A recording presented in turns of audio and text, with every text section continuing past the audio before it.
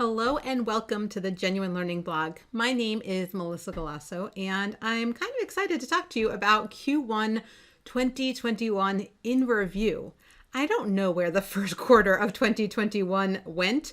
It was definitely a blur, but as with precedent, we always like to talk about what got issued and final standard during the quarter. And this was an exceptionally slow quarter, and not that anybody is really sad about that. We've had a lot of other things going on between some federal stimulus money happening, changes to tax rules, and just generally speaking, a lot of things that are just not normal going on right now. We've been pretty busy dealing with just other stuff. So the fact that the standard setters weren't prolifically filling us with standards is probably not a bad deal. So we're just going to look at the very few standards that were issued this quarter. So first up is the AICPA, and we've already actually covered this one in a separate blog.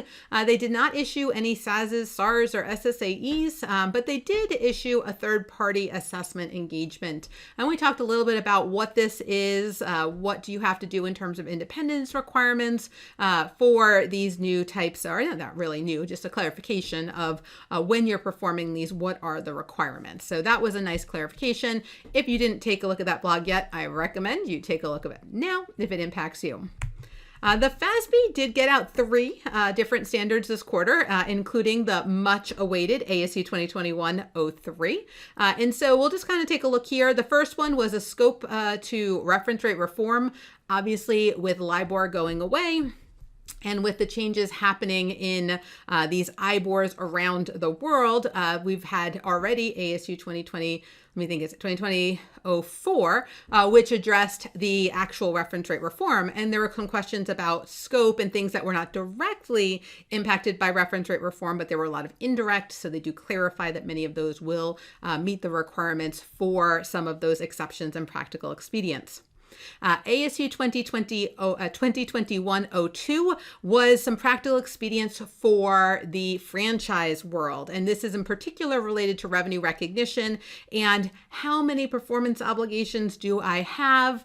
So they gave some nice practical expedients. This was one of the reasons why ASU 2020-05 was issued delaying revenue recognition. This was the original, if you look at the exposure draft, one of the reasons why they were delaying it for very specifically franchisors that were private entities, but ultimately ended up giving the full extension for all private entities who hadn't issued financial statements yet. So they did finally get that standard out, so franchisors can have that practical expedient in implementation. The third one was probably the highlight of the quarter. They promised it would come out before the end of the quarter, and they made it by the skin of their teeth. They issued it on the 30th of March. And this one's really big. This is accounting for an alternative for goodwill impairment. And so a lot of entities going back to March probably had a triggering event, whether it was the near zero interest rates, whether it was being forced to close or work from home or really change your operations. There were lots of potential triggering events, and many of them lasted for several months. However, many of these entities got creative, rebounded, and by the end of their fiscal year might no longer have, they might have returned, sales improved. We started to see movement sort of back to normal.